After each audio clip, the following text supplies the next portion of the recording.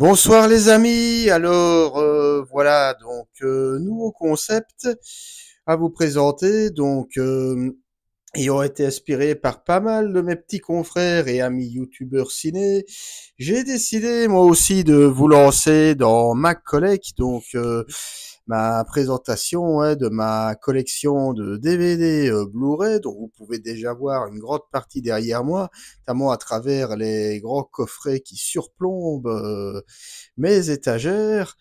Alors, je vais vous expliquer le concept en quelques mots. Le temps de pas mal de vidéos qui sera consacré à ma collecte. Je reviendrai comme ça sur mes différents DVD Blu-ray. Alors je vous le dis tout de suite, ce sera complètement en mode full impro, quoi. Il y aura rien de préparé à l'avance. Il n'y a pas un jour où je me dirais, tiens, aujourd'hui je vais parler coffret Hitchcock et ensuite du coffret Kubrick ou quoi. Ce sera vraiment pêle-mêle comme ça, hein, en mode cool, quoi, voilà, et je reviendrai très brièvement sur les différents films qui peuplent ma collection, et comme je vous l'ai dit, hein, je reviendrai pas mal de fois là-dessus, et alors je vous propose qu'on commence dès maintenant, voilà. Derrière moi,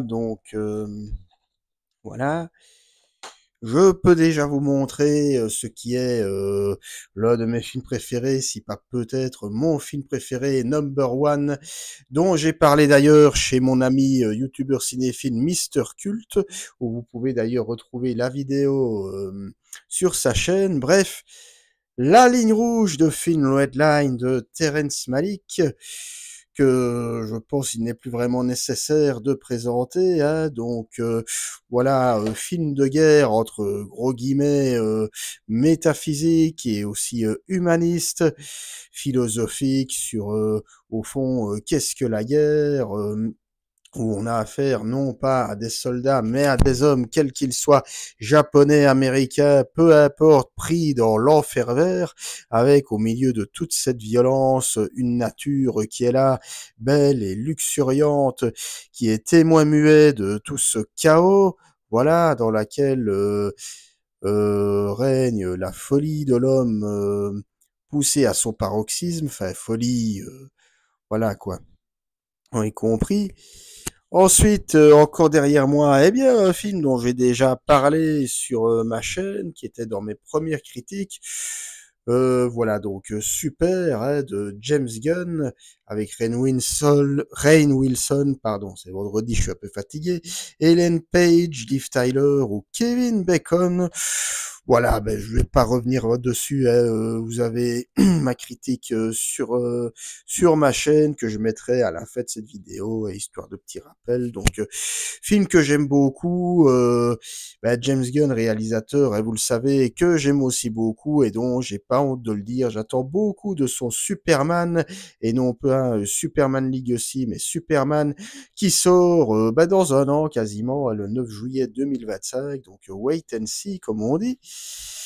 Alors ensuite, je vais passer rapidement sur ces DVD-ci parce que je ne les ai pas encore vus. Et oui, voilà, je suis comme ça, moi j'achète, mais des fois j'ai pas toujours le temps de regarder, mais ce sera chose faite pendant mes congés.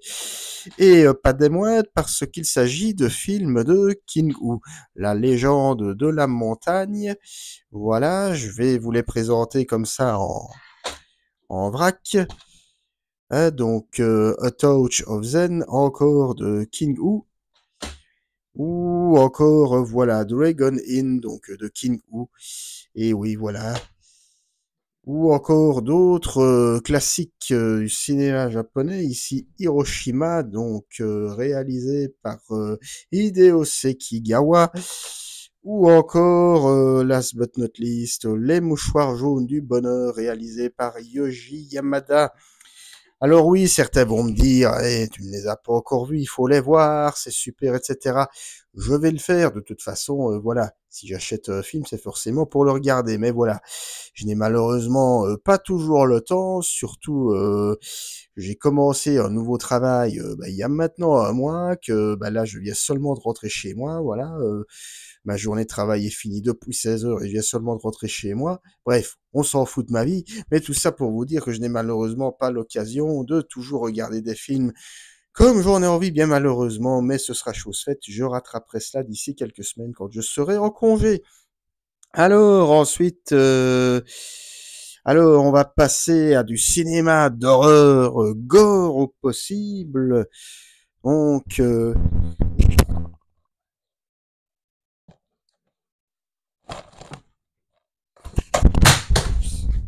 quelque chose qui vient de tomber, mais bon, ce sont les aléas du direct. Hein. Vidéo complètement improvisée, comme je vous le disais, avec une saga d'horreur dont le troisième volet sort en fin d'année, savoir Terrifier, dont je parlerai très probablement en attendant la sortie du troisième opus. Voilà, le premier, ensuite le deuxième.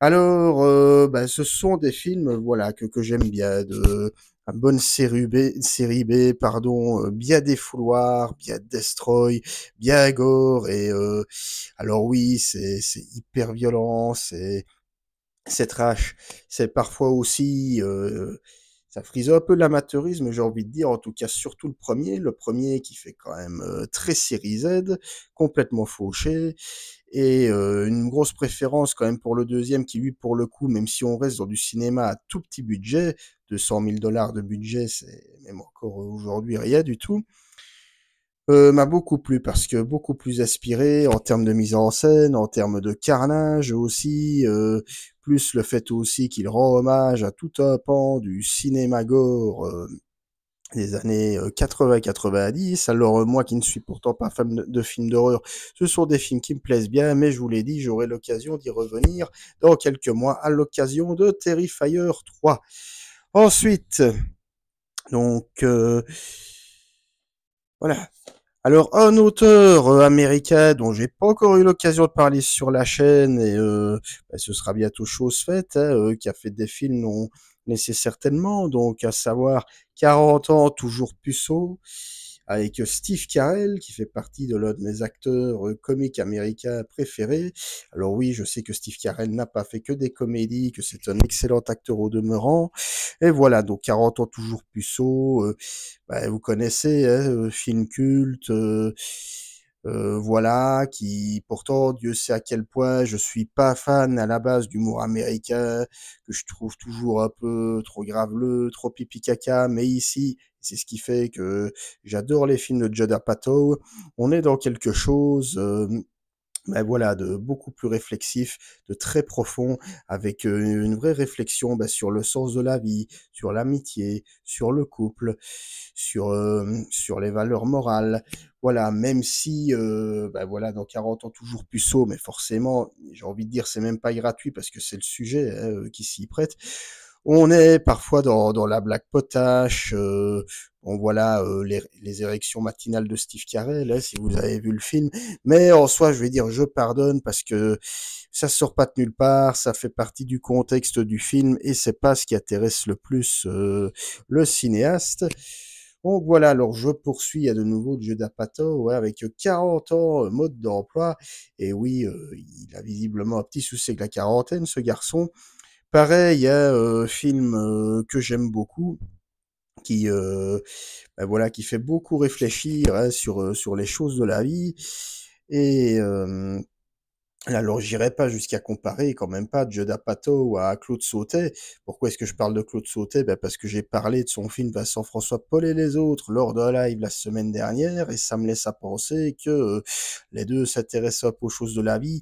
Mais comme je dis, voilà, ce sont deux cinémas très différents. Mais et je disais qu'avec 40 ans mode d'emploi, et on parle entre autres de la quarantaine, mais aussi d'un couple euh, qui est pas forcément en crise, mais dont la stabilité est remise en question et bat de l'aile. Donc voilà. Alors ensuite, alors celui-là, je l'aime beaucoup, il me fait beaucoup rire. Clock mode d'emploi. Alors on pourrait se dire avec un titre comme ça qu'on est dans une comédie graveleuse, etc. Mais encore une fois, on est chez Judd Apatow. On n'est pas chez les frères Farrelly que je n'apprécie pas du tout. On est voilà chez Judd Apatow Et donc, on a à la fois dans de la comédie et en même temps de la réflexion avec en plus Seth Rogen. Donc, enfin voilà, j'aime bien Seth Rogen, hein, mais sans pour autant, ben voilà, je parlais tout à l'heure de Steve Carell. Moi, je préfère dans le registre comique, voilà, Steve Carell. Mais voilà, Seth Rogen, hein, qu'on connaît, hein, qui s'est fait une spécialité, voilà, de la comédie, un peu, enfin, des personnages comme ça, un peu adolescent, un peu immature, un peu beauf. Sauf qu'ici, son personnage immature, je vais dire, il le joue bien, voilà, il est crédible et le personnage évolue. En plus, sa relation, je trouve, avec Catherine Hegel marche plutôt bien. Et bien évidemment, je ne l'ai pas dit, mais quand on parle de Judd Apatow, les seconds rôles, mes amis, les seconds rôles, bah, c'est du petit lait, hein, je veux dire, Paul Rudd, on a, excusez-moi, les noms m'échappent un petit peu à l'instant.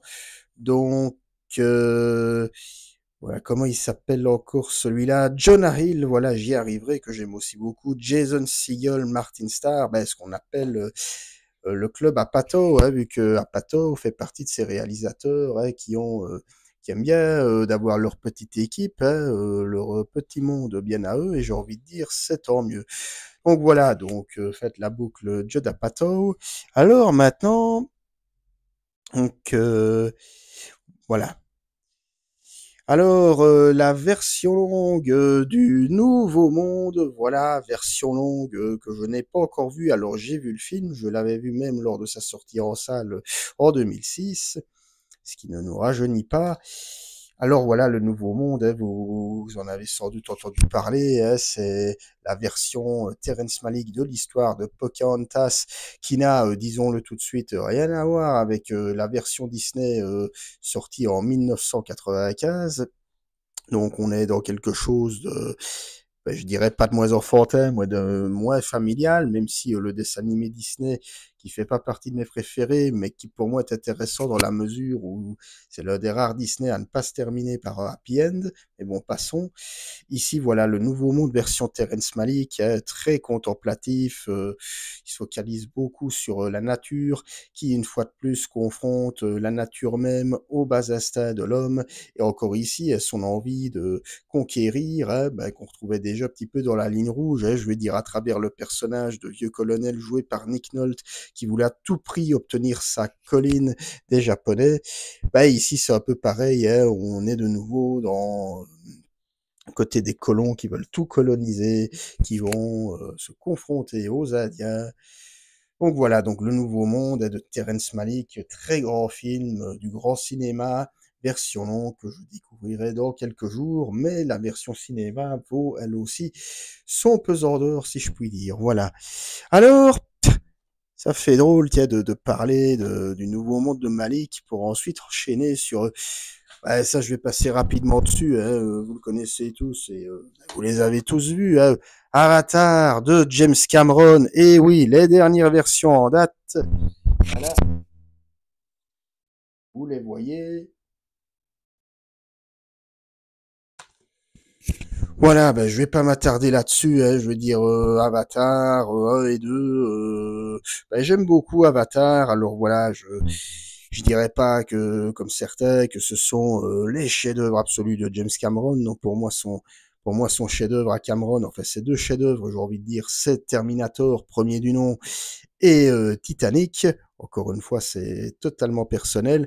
Mais voilà, Avatar, saga que j'aime beaucoup. Pour la petite histoire, je crois que je fais partie des rares personnes à avoir préféré le deuxième opus au premier. Là, parce que je sais que pas mal de gens ont été déçus du deuxième, voire même l'ont détesté, ce que je peux comprendre. Et donc j'attends le troisième, dont la sortie est prévue bah, dans un an et demi, en décembre 2025. Avec impatience, j'ai pas peur de le dire. Alors, je vais tricher un peu dans la mesure, ou plutôt que de continuer comme ça, pêle-mêle, je vais vous parler d'un film de chef-d'œuvre, voilà, je vais le dire comme ça, réalisé par un maître étalon du genre qui nous a quittés il y a maintenant 9 ans. La dernière maison sur la gauche, réalisé par Wes Craven en 1972. Et oui, je le dis à la belle, en 1972, dans cette splendide édition que je me suis offerte il y a de cela quelques mois, que j'ai revu. Et alors il faut savoir que cet film, La dernière maison sur la gauche, que j'ai découvert il y a 10 ans, comme ça, et je l'avais vu dans sa version DVD de l'époque avec la pellicule, enfin, le grade pellicule volontairement en salle et l'image très sautante. Et c'est un film que vous le voyez de toute façon en version remasterisée ou en version cinéma d'origine, qui, euh, qui ne peut laisser indifférent. Voilà. Si vous connaissez un petit peu l'histoire, à la dernière maison sur la gauche, hein, une jeune adolescente qui part avec sa meilleure amie à un concert et puis qui tombe complètement par hasard sur une bande de dégénérés, donc trois hommes et une femme qui vont, c'est pas du spoil, hein, c'est le synopsis du film, qui vont non seulement les violer, mais en plus les massacrer, et le tout dans un pays, voilà, en plein bourbier vietnamien, en pleine guerre du Vietnam, où voilà, des illusions perdues, jeunesse en perte de repères, un pays en proie à sa propre violence. Donc voilà, donc magnifique pavé dans la mare, je dirais que Balance Wes Craven a précisé que c'est son tout premier film. D'ailleurs, ça se voit parce qu'il y a un côté il y a un côté volontairement amateur, et je veux dire, dans le film, et c'est fait exprès. Il faut savoir que Wes Craven, ben, avant de se lancer dans ce film, a démarré dans le porno. Ben oui, il fallait bien, sans mauvais jeu de mots, se faire un peu la main, hein, passons. Et mais voilà, mais pour un premier film, c'est, j'ai envie de dire, c'est un coup de maître. Alors, comme le dit d'ailleurs dans les bonus, Jean-Baptiste Toré, c'est voilà, c'est le chef-d'œuvre des films imparfaits, on va le dire comme ça. Donc on sait que voilà, au niveau de la réalisation, il y a des erreurs. Niveau jeu d'acteur, c'est bon, bien que voilà, il y a l'acteur principal qui incarne le chef de la bande, que je trouve assez angoissant quand même, assez malaisant. Mais voilà, les trois quarts des acteurs, faut savoir que ce sont des acteurs comme ça, un petit peu de seconde zone. Là, des acteurs venaient même du milieu du porno. Alors vous m'excuserez, je n'ai pas, j'ai pas les acteurs qui me reviennent comme ça de mémoire, mais je vous dis, c'est une vidéo en full impro. Et, euh, et donc voilà, donc c'est un beau petit chef-d'œuvre que Craven nous donne à voir malgré les défauts de mise en scène. Faut savoir que Wes Craven à la base ne voulait pas devenir réalisateur, il était enseignant de base. Et mais voilà, mais quand on voit la dernière maison sur la gauche, on devine sans peine hein, toute la carrière qui va suivre. Hein, les Griffes de la Nuit, les Scream et même d'autres choses tout aussi intéressantes et un peu moins connues. Hein, les Choqueurs, le sous-sol de la terreur, j'en passe donc vraiment la dernière maison sur la gauche. Une édition, voilà, je vais pas forcément vous la déballer comme ça parce que ça prendrait du temps, mais vraiment, elle vaut son pesant de cacahuètes avec en plus beaucoup, beaucoup de suppléments intéressants. Vraiment, il y a moyen de vous faire une soirée complète rien qu'avec filmer ces bonus. Donc, eh ben, jetez-vous dessus. Alors, je continue un petit peu à tricher, donc puisque cette fois je vais vous parler donc d'un autre génie du cinéma, Satyajit Ray, un génie du cinéma indien. Alors le coffret comprend donc les films La Grande Ville, Charulata, Le Lâche, Le Saint, Le Héros ou encore Le Dieu éléphant. Je vais être honnête, je n'ai encore vu qu'un seul film de ce coffret, La Grande Ville, faute de temps, mais c'est un retard que je compte bien préparer, d'autant plus que, bon, même si je ne connais pas énormément de choses en cinéma indien, eh bien, il me tâte de le découvrir, et si ça t'y agirait, voilà, je trouve que c'est une belle porte d'entrée. Voilà.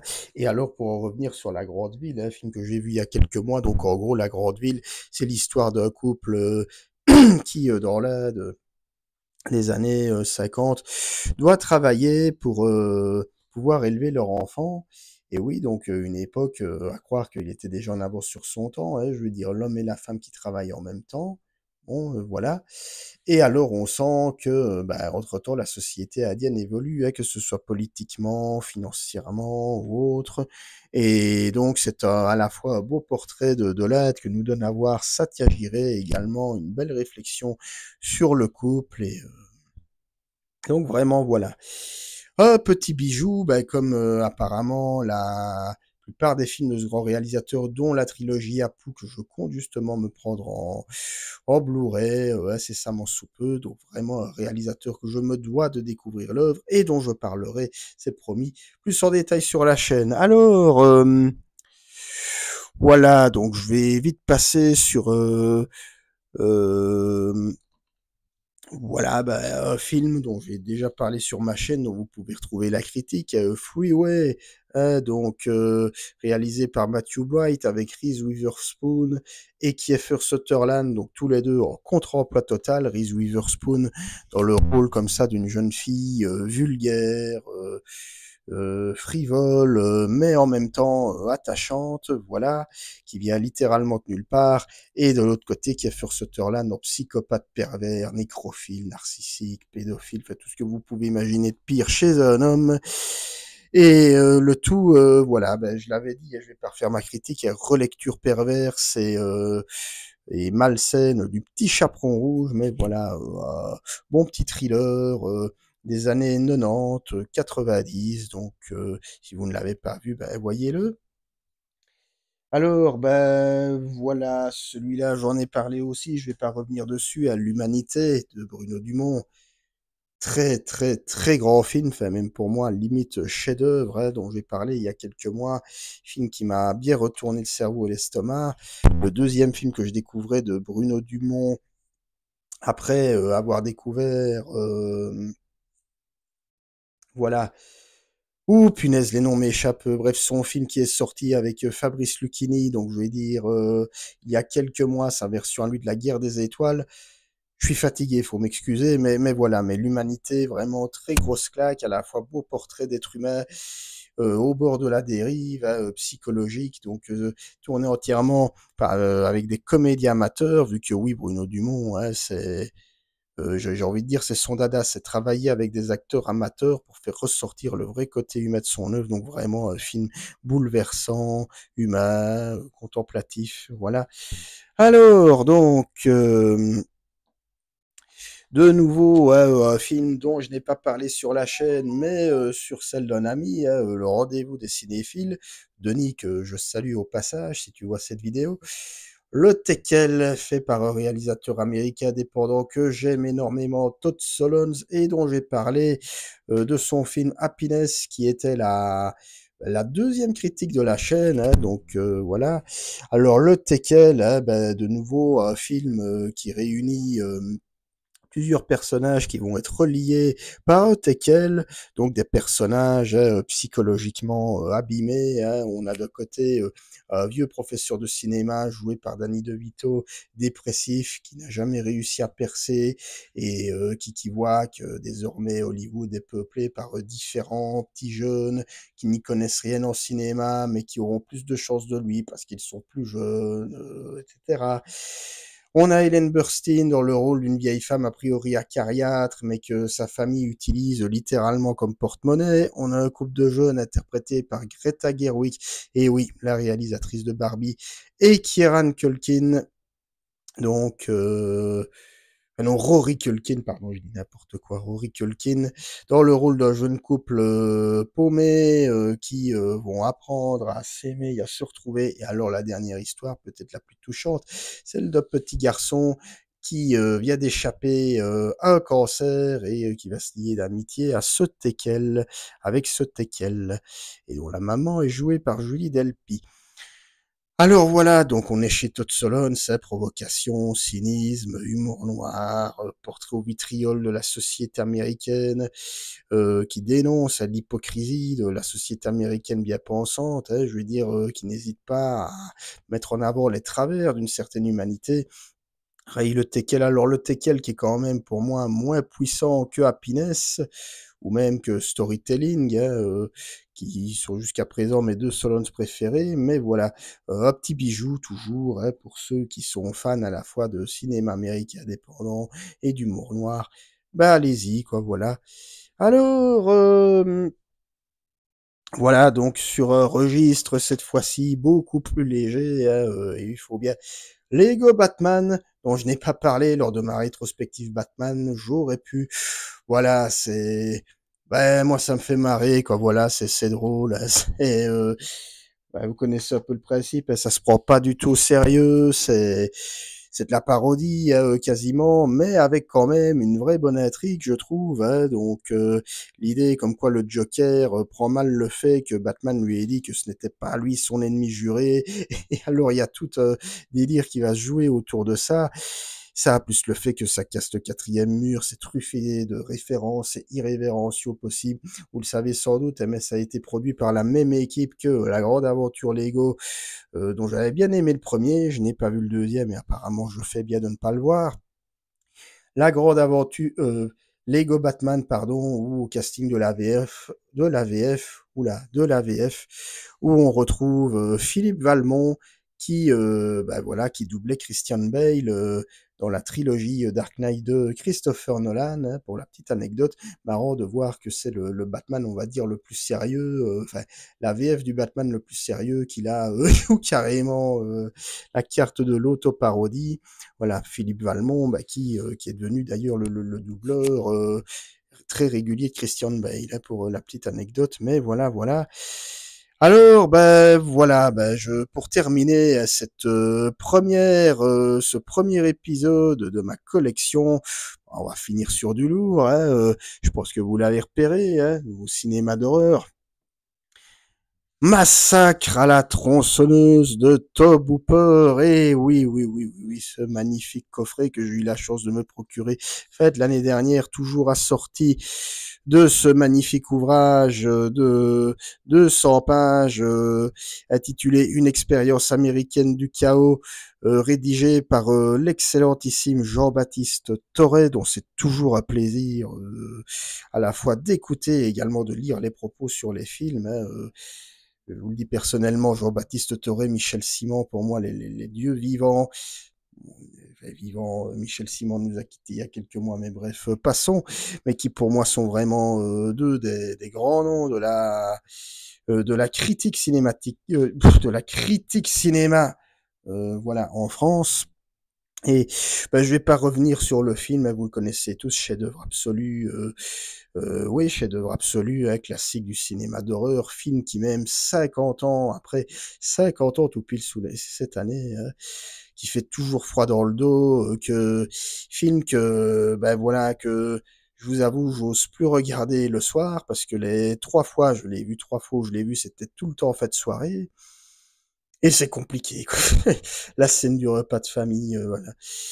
La preuve, comme que c'est marrant, hein, on se dit toujours, voilà, massacre à la tronçonneuse. Moi, je m'attendais avant de voir le film à des hectolitres de sang, des boyaux, des bras coupés, démembrés, tout ce que vous voulez. Et en fait, absolument pas. J'ai envie de dire à ce niveau-là, c'est l'anti-Terrifier, hein, dont je parlais il y a quelques minutes.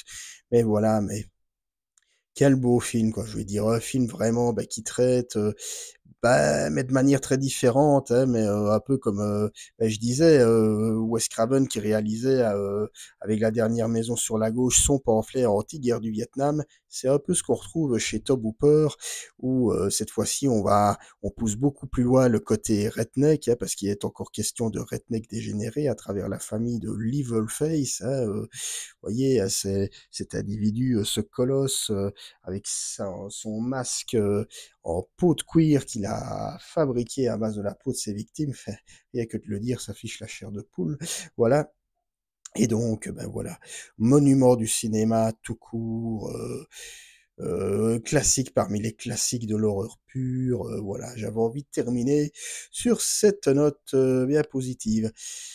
Voilà, donc c'est la fin de ce premier épisode consacré à ma collecte. Voilà, n'hésitez pas à me dire ce que vous pensez des quelques films dont je vous ai parlé. Alors, je vous l'ai dit, il y a vraiment un peu de tout, hein, vous l'aurez remarqué.